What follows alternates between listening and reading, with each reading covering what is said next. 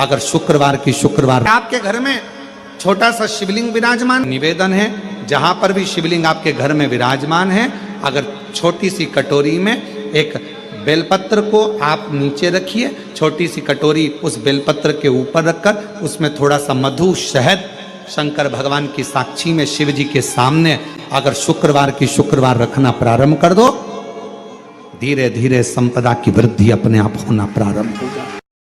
भगवान गुरु जी हम शंकर जी को क्या चढ़ाएं? हमने कहा जल चढ़ाओ, तो क्या जल लेने के लिए घर जाना पड़ता है, तो फिर हमारे पास तो वो भी लेने के लिए घर पर से हमारे पास पात्र नहीं, हम क्या करें? हमने कहा शंकर के मंदिर चली जा, 3 बार ताली बजा दे। उसने कहा ताली भी नहीं बजाए तो हमने कहा मुख से बम बम बोले बोल दे, उतना ही बोल। वो भी ना बने तो मुस्कुराकर शिव को निहार लो, मुस्कुराकर शंकर को निहार लो। अब हमारी आदत क्या हो गई?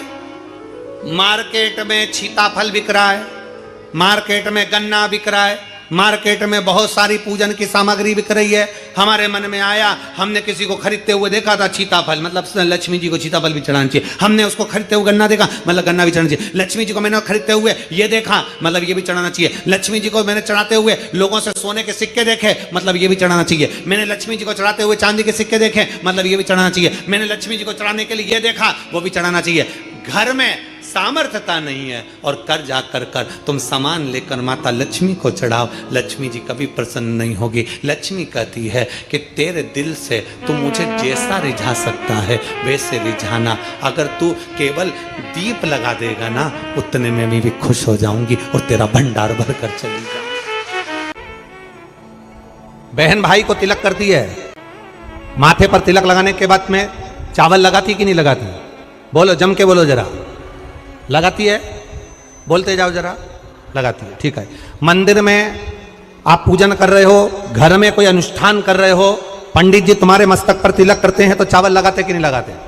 बोलो बोलो, जम के बोलो। लगाते हैं। तुम्हारे घर में शादी ब्याह होता है तो तिलक करा जाता है तो चावल लगाया जाता कि नहीं लगाया जाता? लगाया जाता है। सब समय पर चावल, मस्तक पर कंकु का तिलक, चंदन का तिलक, जो भी तिलक तुम्हारे मस्तक पर लगा है, कोई अगर लगाएगा शुभ कार्य में तो चावल जरूर लगाएगा। बस एक कार्य ऐसा होता है जिस समय पर मस्तक पर तिलक करा जाता है पर चावल नहीं लगाया जाता।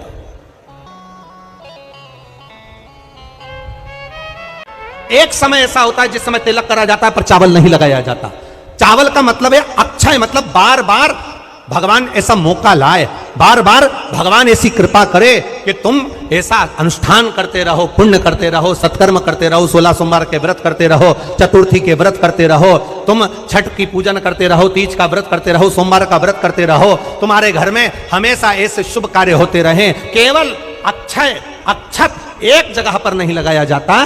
कब नहीं लगाते अक्षत को? मस्तक पर तिलक करते समय अक्षत कब नहीं लगाया जाता? केवल एक समय पर। कब? जब घर में कोई शांत हो जाता है और शांत होने के बाद जब मस्तक पर पगड़ी का क्रम होता है, उस पगड़ी के क्रम पर तिलक तो लगाया जाता है पर चावल नहीं लगाया जाता। भगवान से प्रार्थना करते हैं ये बार बार मौका मत देना, जो हो गया उसको समाप्त, ऐसा मौका बार बार ना दीजिएगा। हाँ, पगड़ी पर से उठ गए, अच्छा काम करने के लिए मंदिर जा रहे हो, स्थान छोड़ने के बाद अब तिलक लगाओ और उसमें चावल ढेर सारा लगाओ, कोई मना नहीं। पर अक्षय, उस अक्षत की महत्वता को समझना कि उसको बारंबार प्राप्ति ना हो, ऐसे कार्य की प्राप्ति ना हो, अच्छे कार्य की प्राप्ति, श्रेष्ठ कार्य की प्राप्ति, शुभ कार्य की प्राप्ति। अगर मौका मिले तो एक बार भविष्य पुराण, और एक बार मौका मिले तो कुर्म पुराण, और एक बार मौका मिल जाए तो नंदी पुराण। ये 3 पुराणों का स्मरण करना, इसमें आपको अक्षत की महत्वता प्राप्त हो। भविष्य पुराण, कुर्म पुराण और नंदी पुराण, इन 3 पुराणों में आपको अक्षत की महत्वता प्राप्त होगी कि चावल की महत्वता क्या है। एक चावल का दाना जब अशोक सुंदरी वाली जगह पर चढ़ाया जाता है, एक चावल का दाना अशोक सुंदरी वाली जगह पर चढ़ाया जानते ना हो, ये बेलपत्र जो होता है इस बेलपत्र पर कभी कभी आपने देखा होगा कि कई लोग बीच वाले पत्ते पर चंदन लगा देते हैं। ये जो बीच का पत्ता होता है इस पर लोग चंदन लगा देते हैं। शिव महापुराण की कथा कहती है, अगर भूलवश भी अनायास आपके पास बेलपत्र भी नहीं है, शिव जी का चढ़ा हुआ बेलपत्र भी अगर आपने उठा लिया और उठाकर उस बीच वाले पत्ते पर एक चावल का दाना रखकर भी आप भगवान भोलेनाथ को समर्पित कर रहे हो, तो यह समझ लेना कि तुमने महीना, 2 महीना, 4 महीना, 6 महीना, 8 महीने में, हम तो हमेशा कहते आए हैं, आज फिर कर रहे हैं, 1 महीना पूरा हो जाए जल चढ़ाते, 2 महीना पूरा हो जाए जल चढ़ाते, 3 महीना पूरा हो जाए, 4 महीने पूरे हो गए, 6 महीने पूरे हो गए, या आपका साल भर पूरा हो गया, प्रयास करा करो एक बीच वाले पत्ते पर एक चावल का दाना रखकर शिव जी को समर्पित करना। क्यों? जो तुमने पूर्व में जल चढ़ाया है वो चावल का दाना अक्षय, उसको अक्षत माना जाता है, अक्षय माना जाता है। मतलब तुमने अभी तक जो जल समर्पित करा है वो कभी समाप्त तो नहीं हो सकता, उसका पुण्य तुम्हारे खाते में चले गया, अब तुम उसको किसी को भी प्रदान कर सकते। पति पत्नी में आपस में झगड़ा हो रहा हो, बहुत क्लेश लेता हो, बहुत ज्यादा, दोनों एक दूसरे का मुंह देखना पसंद ना करते, दोनों एक दूसरे के सामने ना आए, इतना क्रोध जिस पति पत्नी के आपस में रहता हो, अगर पत्नी एक सिंदूरा अगर शंकर जी के मंदिर से पार्वती जी को टच कर कर, पार्वती जी का स्पर्श कराकर सिंदूर उसमें भरकर उस सिंदूरे को अगर अपनी अलमारी में रख लेती है, जहां तैयार होती है उस अलमारी में रख ले, और भले वो मांग में लगा रही कि ना लगा रही, थोड़ा बहुत भी लगाया तो ठीक है, ना लगाए तो अलमारी में अगर रख भी ले, 20-22 दिन के अंदर हमको पत्र लिखकर बताना कि उसकी लड़ाई झगड़ा कम हुआ कि नहीं हुआ, उसका आपस में मेल बढ़ा कि नहीं। तो एक प्रैक्टिकल करके देखना कि सियोर वाला महाराज कहीं झूठ तो बोल के नहीं चल। जब व्यक्ति के मन में अहंकार आ जाता है, जब व्यक्ति के मन में अभिमत्ता आ जाती है, थोड़ा सा अभिमान आ जाता है, तो वो भगवान से दूर हो जाता है। 3 चीजें भगवान से दूर कर देती है। पहले नंबर पर व्यक्ति के भीतर का अहंकार, दूसरे नंबर का हमारे भीतर की ज्यादा कामना,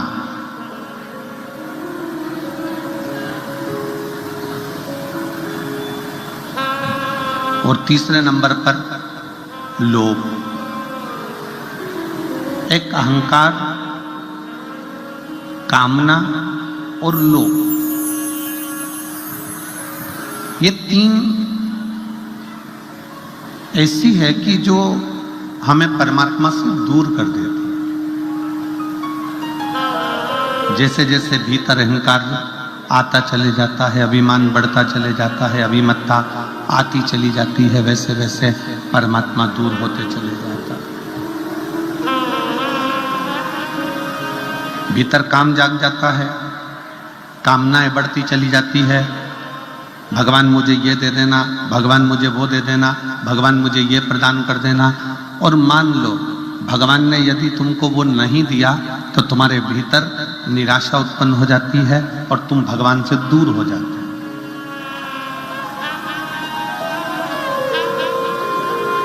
एक भीतर की ज्यादा कामना भी परमात्मा से दूर कर देती है। एक हमारे भीतर का लोभ,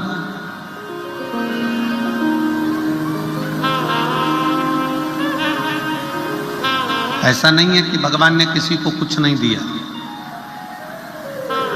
शिव महापुराण की कथा कहती है, भगवान शंकर का चरित्र कथा है, शिव महापुराण की कथा कहती है कि पृथ्वी पर जब मनुष्य जन्म लेता है, पृथ्वी पर जब मानव जन्म ले रहा होता है, तब मेरे विश्वनाथ उसके ललाट पर ये लिखकर भेज देते हैं कि तू जितनी मेहनत करेगा उतना तुझे फल प्राप्त होता चले जाएगा।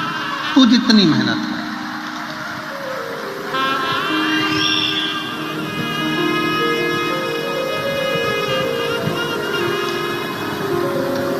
तो जितनी जितनी लगनता से काम करेगा, जितनी जितनी मेहनत से काम करेगा, जितना जितना परिश्रम करता चले जाएगा, उतना उतना तू प्राप्त करता चले जाएगा।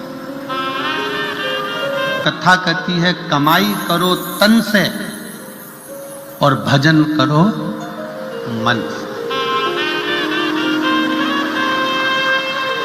कमाई तन से करिए। अगर कमाई करना है तो तन से करो, खूब अच्छे से। इस शरीर के द्वारा जितना कमा सकते हो, इस शरीर के द्वारा जितना ला सकते हो लेकर आओ। जितना कमा सकते हो उतना कमाओ, जितना कर्म करना हो उतना करो। कमाई तन से करो और खूब करो, पर इस कमाई को मन तक लेकर मत जाओ। कार्तिक का महीना चल रहा है जो कि मेरे भगवान नारायण को प्रिय है, मेरे भगवान विष्णु को अति प्रिय है। और जो राम को प्रिय है, जो नारायण को प्रिय है, वो शिव को प्रिय है, और जो शिव को प्रिय है वो मेरे नारायण को, मेरे राम को प्रिय है। प्रभु की कृपा देखिए कितनी विचित्र है। कार्तिक महीने में किया गया दान, कार्तिक महीने में किया गया पुण्य, कार्तिक महीने में किया गया सत्कर्म, कार्तिक महीने में, इसीलिए कार्तिक के महीने में गोपाष्टमी आती है, इसलिए कार्तिक के महीने में अन्नकूट महोत्सव होता है, इसलिए कार्तिक महीने में दीपदान का महत्व होता है। कार्तिक के महीने में दान पुण्य की मात्रा बढ़ जाती है, दान की मात्रा बढ़ जाती है, पुण्य की मात्रा बढ़ जाती है, सत्कर्म की मात्रा बढ़ जाती है, भजन की मात्रा बढ़ जाती है। आप कार्तिक के महीने में कार्तिक महत्तम शिव महापुराण की कथा जनमानस को श्रवण करा रहे हैं, पूरा विश्व सुन रहा है इस पावन कथा को। बहुत ज्यादा दुख है, बहुत ज्यादा तकलीफ है, बहुत कष्ट है, तो फिर विष्णु पुराण का एक उपाय जरूर कर कर देखना। महाराज, विष्णु पुराण में स्पष्ट कहा है कि कार्तिक का प्रथम दिन किसी नदी में स्नान कर कर, तालाब में स्नान कर कर, नदी तालाब नहीं हो तो घर में ही स्नान कर कर, घर के दोनों दरवाजे पर, घर के बाहर दोनों दरवाजे पर घी का दिया लगा दें, उसमें एक कमल गट्टा, किराने की दुकान पे मिलता है काला कलर का कमल गट्टा, एक एक डाल दें नाम और गोत्र बोलकर, और शाम के समय पर एक दिया घर की देहली पर प्रतिदिन कार्तिक के महीने में लगा दें। महाराज, विष्णु पुराण का उपाय। अगर ज्यादा तकलीफ है, व्यापार चल ही नहीं रहा, कर्जे में लतालुम हो गए, यहां तक गति हो गई कि मरने तक की सोच लिया, तो वो कार्तिक के महीने में कर लिया। तो कार्तिक के महीने का एक नियम बना, कार्तिक के महीने का एक नियम बना लो। कार्तिक के पूरे महीने में एक बेलपत्र, मंदार का एक पुष्प और एक शमी पत्र, ये 3 चीज हैं। जब आप भगवान शंकर को जल चढ़ाने के लिए शिवालय में जाएं, जल चढ़ाने के बाद ये तीनों चीजें, सबसे पहले चढ़ेगा बेलपत्र, फिर चढ़ेगा मंदार, उसके बाद चढ़ेगा शमी पत्र। ये तीनों चढ़ाकर बाबा के दरवाजे पर प्रणाम कर कर रोज आओ। चढ़ाया हुआ जल थोड़ा सा द्वार पर छीटो। 1 महीना कार्तिक का महीना पूरा कर कर देखना।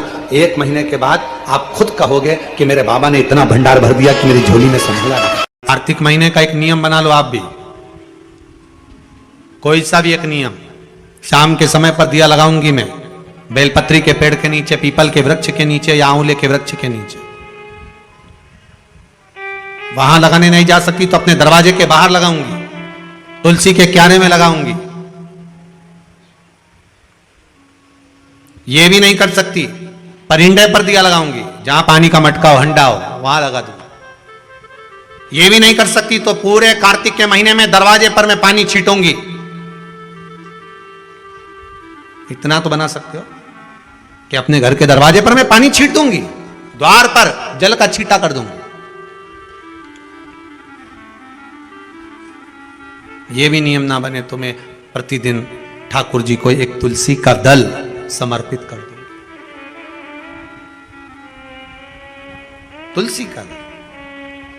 इसके कार्तिक महीने में जो आंवले के वृक्ष हैं कुबेरेश्वर धाम के, इनके नीचे एक दीपदान हो जाए। कार्तिक महीने में आए हो तो प्रयास कर कर आने वाले जो भी आया करें, कुछ नहीं तो एक घी की डब्बी ले आए, बाती ले आए, दिया लगा गए। पर आप यहां नहीं आए तो जहां हो वहां बेलपत्री के पेड़ के नीचे या आंवले के नीचे या पीपल के नीचे दिए का महत्व, कल कथा में उसका वर्णन लेंगे अपन। जड़ की महत्वता जो बोला है वो सुनते हुए चलेंगे।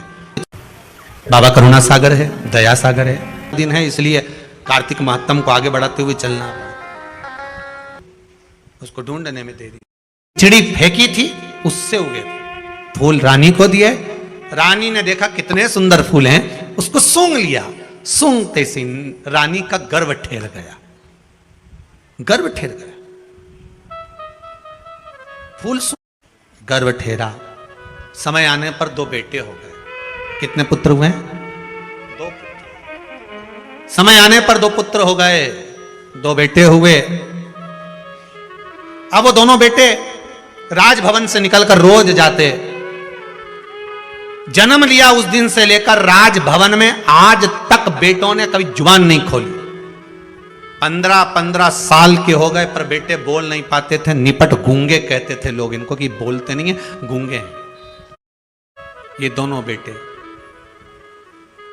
वन में गए मृगा करने के लिए, हिरण मारने के लिए, कोई जीव को मारने के लिए मृगा कर। वहीं पर बुढ़िया बैठी थी।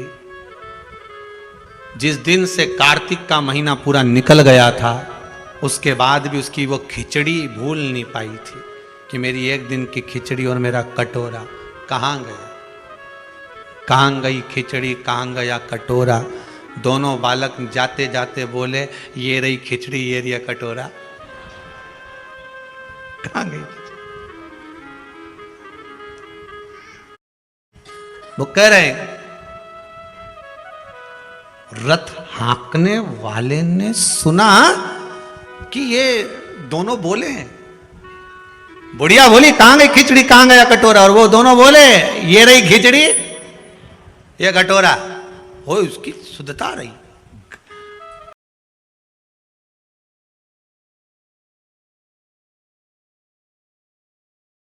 महाराज राजकुमार गूंगे नहीं है। राजकुमार तो बोलते हैं। तो 15 साल नहीं बोले, एक शब्द नहीं निकला। क्या बोले?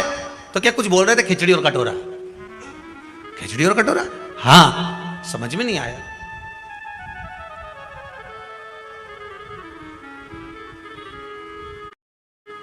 कितना भी सत्य को छुपाया पर सामने आ गया। सत्य छुपता है? नहीं। लाख ताले लगा लो, कितना भी छुपा लो, पर सत्य तो प्रकट हो ही जाता। राजा ने कहा ऐसा हो ही नहीं सकता।